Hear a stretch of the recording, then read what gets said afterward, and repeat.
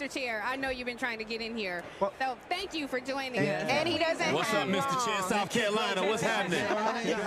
That's right. My buddy. South Carolina connection. That's right. You know, my thought partner right over there, Angela Rye. Love my you. auntie right there, Secretary Fudge. You know, I executive produced Jamie's documentary In the Bubble. In the Bubble. That's right. Absolutely. He did. Absolutely. It's a phenomenal film. We did a panel on it this week. Jamie, I want to hear from you because I know you have to go. He literally carved out a little bit of time for us.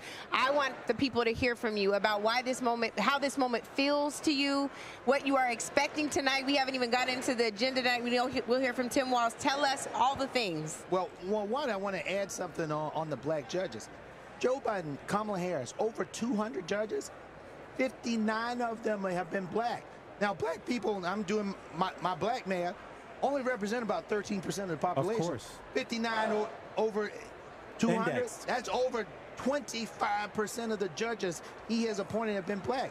This We got is a lot also, of room to make up for, though. Exactly. Exactly. Because Trump appointed over 200 white men That's with right. the lifetime appointments on the federal bench. That's exactly right. But when you think about it, he's appointed, as the secretary said, more black women to the appellate court than all presidents combined. Yeah. And so we got to give him credit. That's right. And we got to say there's still more work to That's do. right. Yes. Yeah. But when you think about this administration, what they have done is that they have transformed things. They even changed the political process, right?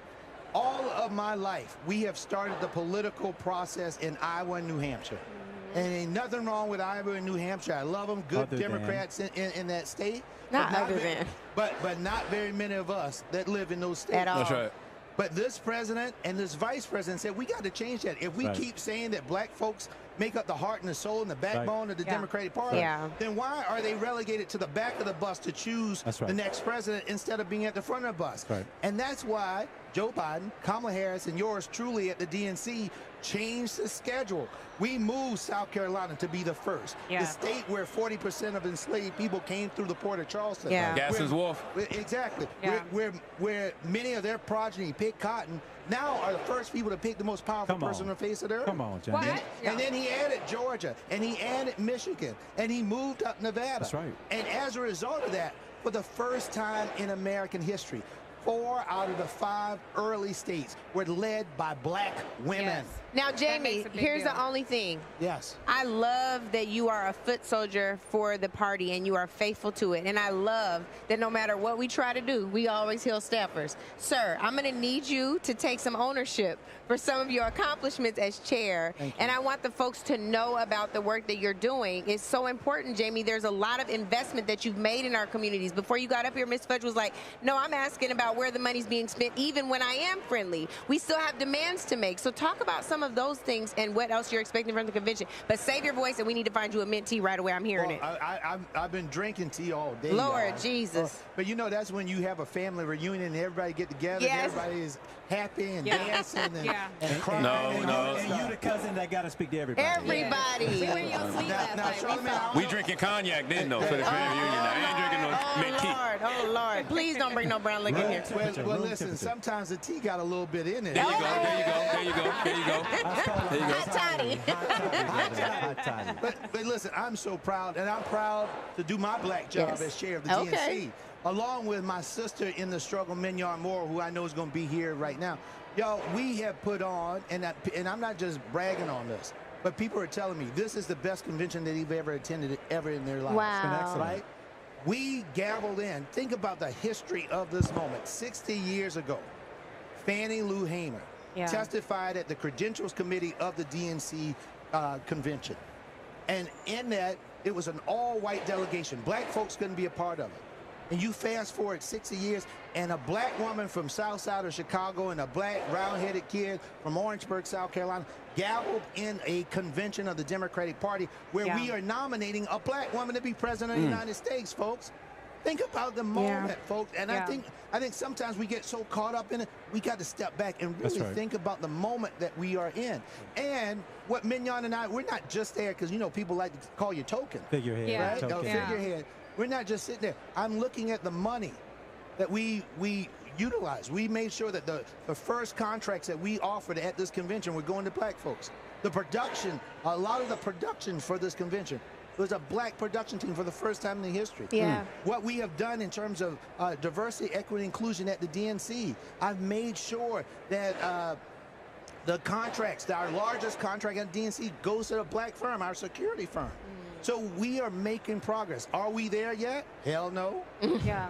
But are we making progress to get there? We are. Yeah. And then having Marsha Fudge and Cedric Richmond over in the campaign, and Jim Clyburn over the campaign as co-chairs, and Secretary Fudge is on it. I know. On it. We know. I've already On it. Staff at the campaign would tell me, oh man, I was on with Secretary Fudge and she was asking some questions. She just told us. We didn't see. You know, I wanted to ask you, Secretary Judge, how does this energy, you know, as a woman, differ from Hillary in 2016, like the energy around the vice president? It's very, very different. First, let me say that I was very involved in the Hillary Clinton campaign, and I believe that because of people like Hillary Clinton and Barbara Jordan and Shirley Chisholm, that Kamala has a chance to win. That's right. You know, they started kicking in that ceiling for us, and so now it's just full of cracks, and we're just going to tear it down. But it's different because she is mine. Yes.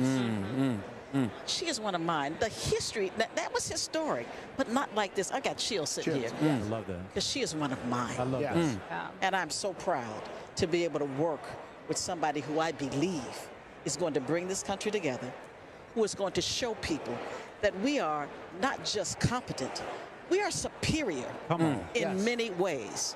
So they think because, it's just because she's black. No, it's not because she's black. It's because she's the best. Yes. She's qualified. Yes. She's educated. She has worked hard. I mean, nobody gets to that place just by happenstance. Yeah. We put in the work, And and definitely not she a has black put in the woman. work. And I feel it every single day. We I feel it carry from it every you. day. Yeah. We feel it from I you. love it. I know you all have so much to do, and so we're Yes. so grateful, Miss Fudge. I am ever grateful that you made time to do an interview. We all are. She was like, I'm doing this for y'all. That's right. But we love you. Keep asking the tough questions and tell us where we can lean in and support you. But And can I keep say- holding this administration accountable. Keep holding them all accountable. I was getting ready to say that because, listen, when I walk in the room, they just like, Lord, here she comes. But let me just say this one thing, to black men in particular. I hear a lot about she was a prosecutor. I was a prosecutor, too. Yeah. But what I don't hear is who speaks for that mother whose son or daughter is killed. Right. Yeah. What I don't hear is when George Floyd was killed, they wanted a black prosecutor. Yeah, that's right. When Breonna Taylor was killed, they wanted a black prosecutor. That's right. You can't have it both ways. Yes. Right. Yes. You know, when they want a diversion program, you want a black prosecutor. true. We do our jobs, but it's also us to give you a second chance. Yeah. It's also black prosecutors that will say, you know what? I know that you should be in jail, but I'm going to give you a break. And she's done that with the Back on Track program. Absolutely Yeah. right. Well, I'm gonna So tell we you just have what. to tell that part of the story. Yeah. Let me tell you what. You have been summoned. You have to do more interviews. We love you. Thank you, Secretary Fudge. Love you too. We love you. Absolutely. Thank you. We love you. Jamie, you stand with us? Yeah, he's got us. I want you to stay, please, for a little bit. Thank you, Secretary.